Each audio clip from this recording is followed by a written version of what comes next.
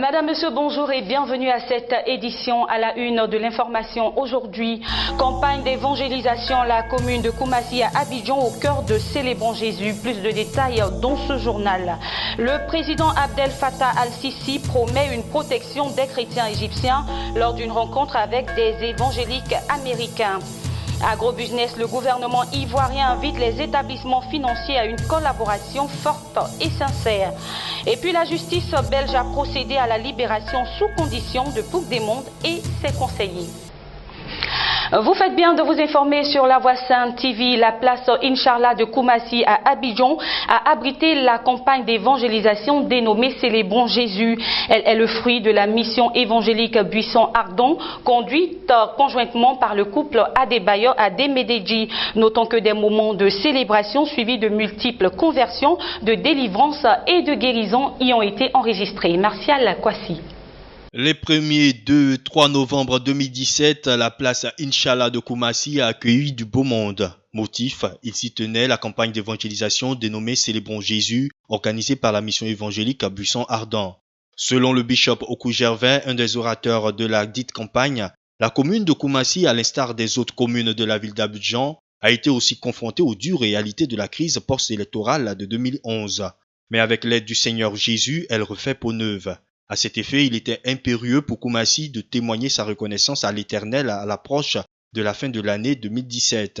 Ce programme haut en couleur, en sonorité, mais surtout en prédication, a été marqué par l'intervention du bishop Adebayor Ademedji, orateur principal. Ce dernier a présenté Jésus, l'être suprême, l'unique, l'incomparable, celui qui est le point focal de l'existence de l'humanité.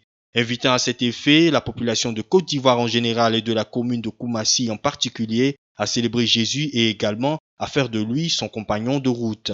Notons que cette campagne d'évangélisation qui a duré 3 jours a connu un franc succès avec plusieurs conversions, des délivrances et des guérisons. Vraiment, j'ai béni le Seigneur pour ce programme qui est pour l'objectif de gagner les âmes à Jésus. Et l'objectif réellement, c'est de démontrer la puissance de la résurrection et de libérer la lumière sur la commune de Koumassi. La Bible dit, bien que le ténèbre couvre la terre, mais sous vous, l'Éternel s'élèvera. Alors nous croyons que l'Éternel s'est levé déjà sur Koumassi. Et la lumière de l'évangile en train de prendre la commune. Alors je suis tellement content parce que nous voyons les vies qui étaient touchées et nous voyons la célébration qui démontre réellement que notre Jésus est le même hier, aujourd'hui, éternellement. Il est ce que la Bible dit qu'il est. Il est capable de faire au-delà de nos imaginations. Et ce qui me réjouit véritablement, c'est que Jésus n'a pas à comparer à quiconque. Il est unique dans tous ses gens et dans toutes ses manières, il est unique. Et pour nous, il faut qu'on nous célèbre chaque jour. Alors l'objectif réellement, c'est d'amener tout le monde à comprendre la raison pourquoi il faut célébrer Jésus tout le temps. Et nous bénissons son nom pour ce qu'il a fait ce soir.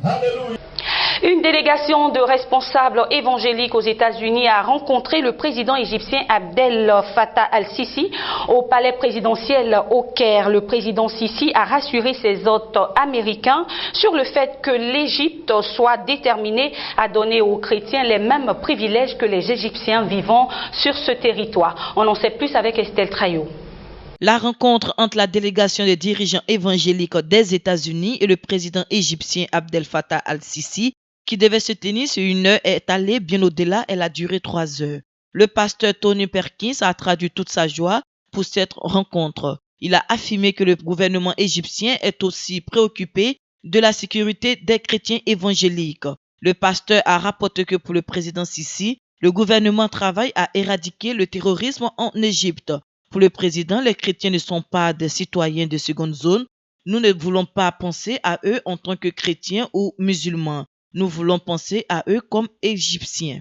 Dans le cadre du programme de remboursement aux souscripteurs de l'agrobusiness, 19,296 souscripteurs ont été payés pour un montant de 15,3 milliards de francs CFA sur un total de 48 296 personnes enregistrées. Les ressources disponibles s'élèvent donc à 25,9 milliards, dont lesquels 23,5 milliards de francs CFA ont été affectés au remboursement. On en parle avec Estelle Trayo. Lors d'une conférence de presse, le ministre Bruno Koné Nabagné, porte-parole du gouvernement ivoirien, a exhorté le vendredi 4 novembre 2017 les établissements financiers et autres intermédiaires à une collaboration forte et sincère pour rembourser toutes les victimes de l'agrobusiness. Le ministre Bruno Nabagné Koné a indiqué que les services en charge de ce dossier ont pu récupérer à la date du 24 octobre 2017 la somme de 25,9 milliards de francs CFA pour une estimation de souscription de 101 milliards de francs CFA. Un gap financier énorme dont le mystère reste entier à ce jour quant à la localisation de ces sommes. Il n'est pas possible que ces sommes s'évaporent, a-t-il dénoncé. Il a demandé la collaboration des institutions bancaires afin de permettre au gouvernement de localiser les ressources des sociétés d'agrobusiness et rembourser leurs souscripteurs. Le ministre a par ailleurs déclaré que seuls 19 626 souscripteurs ont été payés pour un montant de 15,3 milliards de francs CFA sur un total de 48 296 personnes enregistrées. Les ressources disponibles s'élèvent donc à 25,9 milliards, dans lesquels 23,5 milliards de francs CFA ont été affectés au remboursement. La tour café sera réalisée sur un terrain urbain de 6000 m² situé à la Riviera Palmeraie en Côte d'Ivoire. Un terrain offert par l'État ivoirien à l'Organisation interafricaine de café. Notons que cette tour coûtera 35 milliards de francs CFA. France Conan. Le secrétariat général de l'Organisation interafricaine de café, OIAC en abrégé, un cabinet d'architectes et un investisseur constructeur ont signé à Abidjan le vendredi 23 novembre 2017 un protocole d'accord portant sur le financement de la construction, la tour au café qui va coûter 35 milliards de francs CFA. Tenue à Abidjan dans la commune du Plateau, cette signature intervient en marge de la pose de la première pierre du siège social de cette institution intergouvernementale qui aura lieu le 4 décembre 2017 prochain par les responsables de l'OIAC et les autorités ivoiriennes. Ce complexe de 2 tours et de 2 immeubles connexes sera dédié au siège de l'OIAC. À l'occasion, Kaouma Frédéric, le secrétaire général de l'OIAC, a remercié le gouvernement ivoirien pour avoir mis gracieusement ce terrain à la disposition de l'organisation. La tour café sera inaugurée dans 24 mois. Rappelons que l'OIAC se définit comme une industrie caféière moderne, compétitive et durable qui met l'accent sur la qualité et la productivité et qui est profitable à tous les secteurs de l'organisation du secteur café. L'ambition est de remonter le volume des exportations à 30%, niveau déjà atteint dans les années 70 et 80, et dépasser 50% des exportations mondiales à l'horizon 2020. L'OIAC a pour mission de développer la production, le conditionnement, la commercialisation, la vente et la consommation du café africain. Elle comprend 25 pays, donc la Côte d'Ivoire. Ce sont près de 5000 personnes qui participent au World Travel Market, marché mondial du tourisme à Londres. Présent à ce forum, le ministre ivoirien du tourisme, Siandou Fofana, prend part également au 11e sommet ministériel organisé par l'Organisation mondiale du tourisme sur le thème « Sur tourisme, l'ennemi n'est pas la croissance mais la façon de gérer ». On en parle avec Jean-Jacques Denis. World Travel Market est à sa 37e édition cette année. Ainsi, du 6 au 9 novembre 2017, cet événement à l'échelle mondiale pour le secteur du tourisme, notamment du voyage, accueille des participants qui affluent des 4 coins du monde. Le ministre ivoirien du tourisme, Siandou Fofana, qui a fait le déplacement de Londres, profitera de la tenue de ce marché mondial pour échanger avec des professionnels sur les enjeux essentiels de l'industrie touristique afin de pouvoir déployer une meilleure stratégie. Durant ces 3 jours, les échanges et discussions porteront sur les opportunités d'investissement, des discussions dans le but d'innover et de relever le niveau du tourisme dans leur pays. Quant au 11e sommet, il permettra d'asseoir une stratégie de résolution des difficultés auxquelles est confronté le secteur. Il s'agira de trouver des mécanismes en vue de faire face à la demande croissante de visiteurs tout en préservant les ressources économiques, sociales et environnementales. Ce séjour sera certainement mis à profit par le ministre du Tourisme ivoirien pour renforcer la coopération avec les pays les plus avancés dans le domaine du tourisme et de l'hôtellerie.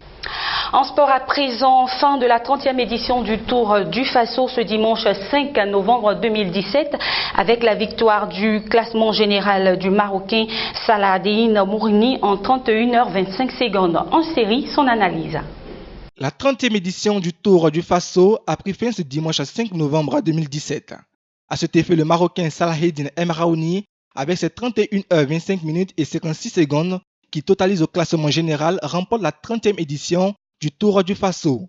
Il est suivi de l'Érythréen Simon Miussi qui se hisse à la deuxième place du classement final en totalisant un chrono de 31h26 et 21 secondes. Quant au Burkinabé Mathias Sorgo, il complète le podium en 31h27 et 46 secondes.